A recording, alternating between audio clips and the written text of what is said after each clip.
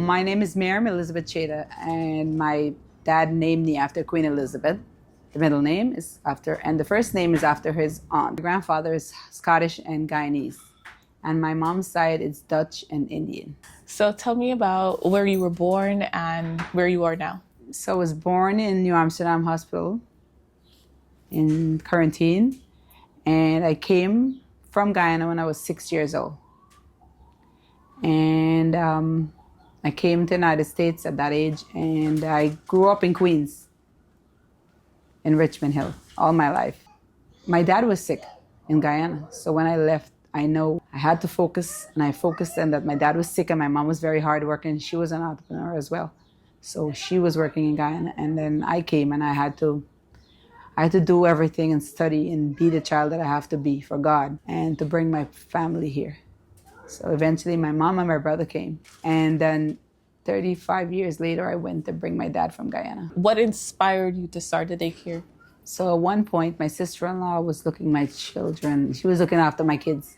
And then she had to do something. She wasn't coming. She wasn't going to come any longer.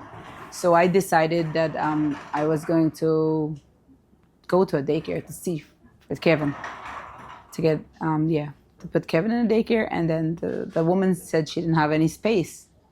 So I said, a friend of mine's that her children were going to daycare, and I asked her about it, and she hooked me up with she set me up with the woman. Then I started, I went to the classes, and I started a daycare, and I opened a daycare. When I opened a daycare, I was a manager for a shoe store, and I was pregnant, and I was working through the pregnancy, all through the pregnancy. And then my boss told me, he was like, he told me that in January, I was going to have the baby in February, so I was going to work out January. But then Christmas finished, and he told me that I could relax and stay home. So I was like, I think it was going to be a bad thing to stay home because, I need money and we're young. And it was the greatest thing that I stayed home to focus on my daycare. So when I stayed home to focus on the daycare, it was challenging because I'm a new daycare owner and I went everywhere.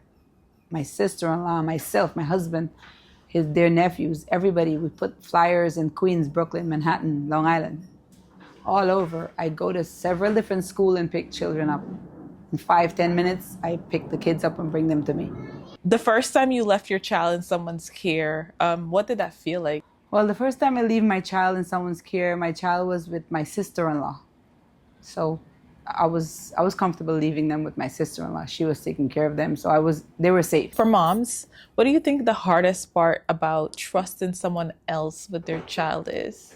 Well, trusting people with their kids is very important. You want your kid to be safe in a good environment and to be happy and to be nurtured and loved. What helps to build trust between the parent and the caregiver? They have to have a safe haven to know that they trust this person, and they have to be reliable, and you have to have integrity, and you have to be trustworthy, What advice would you give to a mom who is struggling with that decision of whether or not they should start childcare? You have to talk to God and find, you speak to God about it and you find the right place. And if you have to feel that you're in the right place, you don't put your kids anywhere and everywhere, okay? You have to pray and trust that you have the kid in the right environment and you can observe, you can see, and you got to know who the person is too.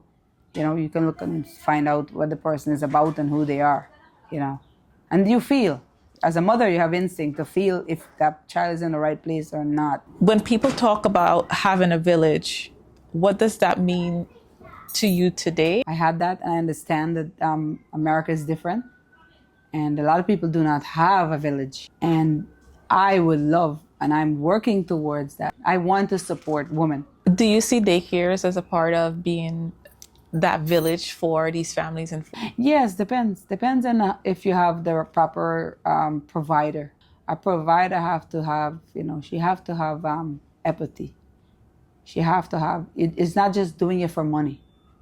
You're doing it because you want to do it for your father. You want to do it for you have to have a heart. It's a lot going on with being a daycare provider, a mother, wife, a daughter. You have to have compassion for the mothers out there, because there's so much going on in our world, in this world here. Challenging things going on with the parents. Maybe they have, maybe they don't have a father Childcare plays a major role in the mother's, in the mother having the childcare support, the support, if she have the right support in the childcare, they can build their careers.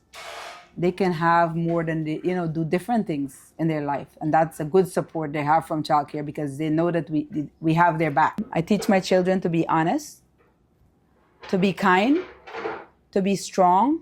I teach them to have values, godly values that I want them to have, that to carry on for the rest of their life, to be good human beings. What would you want mothers to hear, especially as they're trying to balance care for their children? So I'd like mothers to hear that they should know and they should carry that God is there for them.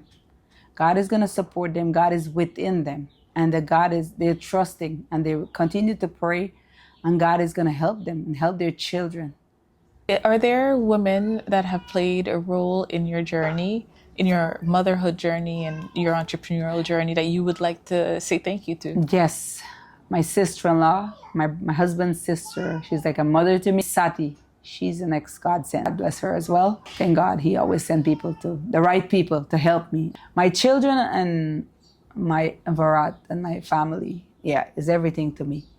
Once my children is with me, I can conquer the world. Yeah, they're my greatest blessing from God. And they will continue to be my greatest blessing until I make it to heaven.